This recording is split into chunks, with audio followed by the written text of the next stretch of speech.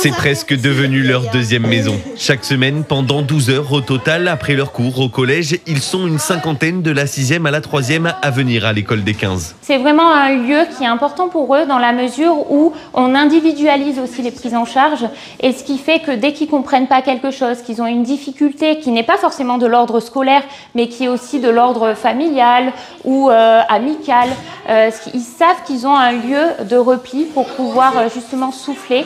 Pendant que les enfants reprennent des forces, on s'active dans les bureaux. Derrière son ordinateur, Amandine parfait ses cours. Cet après-midi, la prof de français s'occupe de 3 niveaux différents. Alors, je prépare pas tout à fait les cours comme je le faisais dans le cadre classique, c'est-à-dire que j'ai pas une progression déjà définie sur toute l'année. C'est vraiment plus en fonction des besoins des élèves. Donc là, on vient de leur faire des petits tests de positionnement donc pour voir un petit peu leurs difficultés.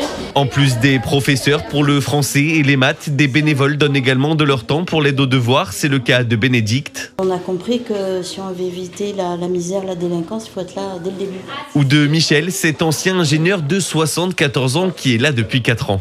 Je reste persuadé que jusqu'en 3e, tout le monde peut y arriver si les choses sont bien expliquées. Et pour bien expliquer, ici, on favorise les petits groupes. Professeurs et bénévoles s'occupent de 2 à 4 élèves par session. Un fonctionnement qui fait ses preuves. Ce qui change avec le collège, c'est parce qu'à l'école des 15, eux, quand ils s'expliquent quelque chose, ils sont bien précis. Alors que à l'école, c'est un peu... On comprend pas trop. Eux, ils nous comprennent mieux. Ils nous réexpliquent quand on comprend pas. Alors que eux, là, du collège, ils sont saoulés, ils veulent pas le faire.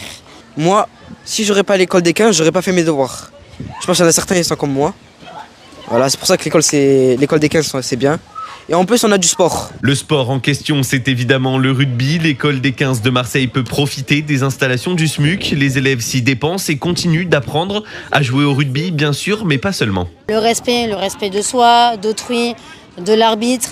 Apprendre à perdre, c'est pas simple. Quand on compte les points de suite, il y a cette notion de challenge et cette notion d'émotion qui est aussi importante. Donc voilà, c'est aussi apprendre à gérer tout ça. Que ce soit avec les devoirs ou le rugby, l'objectif commun est de donner confiance à tous ces enfants et ça semble fonctionner quand on voit le sourire du jeune Idriss. Ouais, je crois que je progresse bien.